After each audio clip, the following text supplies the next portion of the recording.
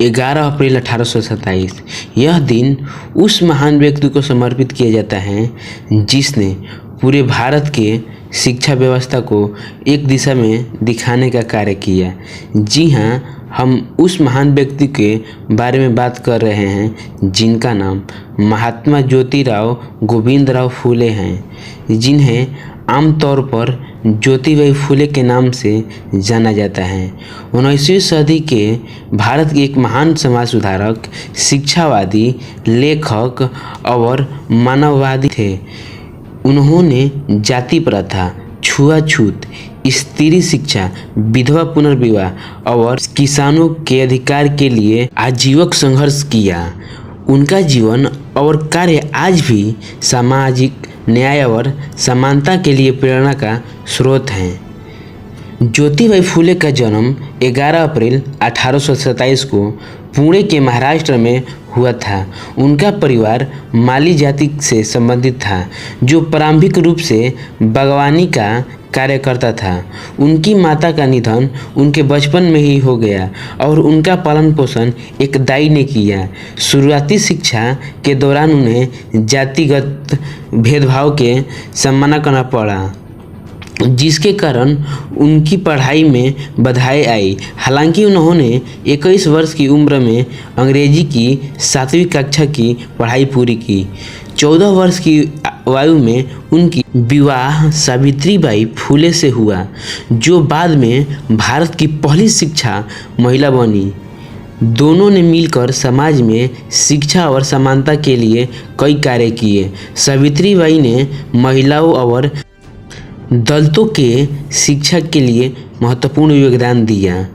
1848 में ज्योतिबाई और सावित्रीबाई फुले ने पुणे में लड़कियों के लिए पहला स्कूल खोला।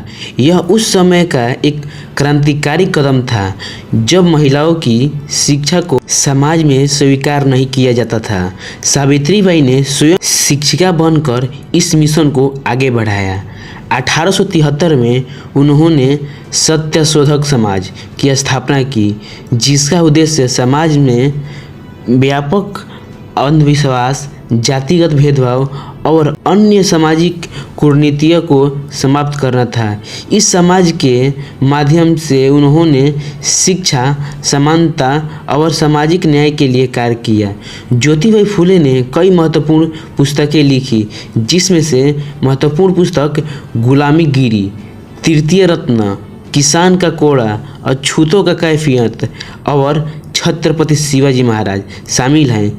इस रचनाओं के माध्यम से उन्होंने समाज में प्राप्त व्यापक न्याय और भेदभाव के खिलाफ आवाज़ उठाया। 1888 में मुंबई के एक सभा में उन्हें महात्मा की उपाधि दी गई। उनकी समाज सेवा और शिक्षा के क्षेत्र में योगदान के लिए उन्हें सम्मानित किया गया। ज्योतिबाई फुले का निधन 28 नवंबर 1890 को हुआ। उनकी मृत्यु के बाद भी उन्हें विचार और कार्य आज भी समाज में प्रेरणा का स्रोत हैं। महात्मा ज्योतिबाई फुले का जीवन और कार्य समाज की समानता, शिक्षा और न्याय के लिए मिसाल हैं। इन्हीं शिक्षा और प्रयास आज भी समाज में बदलाव के लिए प्रेरणा का स्रोत हैं। तो दोस्तों, आपका क्या राय है ऐसे महान व्यक्ति के बारे में? कमेंट बॉक्स में अपनी राय ज़रूर दें और ऐसे ही वीडियो देखने के लिए हमारे चैनल को सब्सक्राइब करें। धन्यवाद।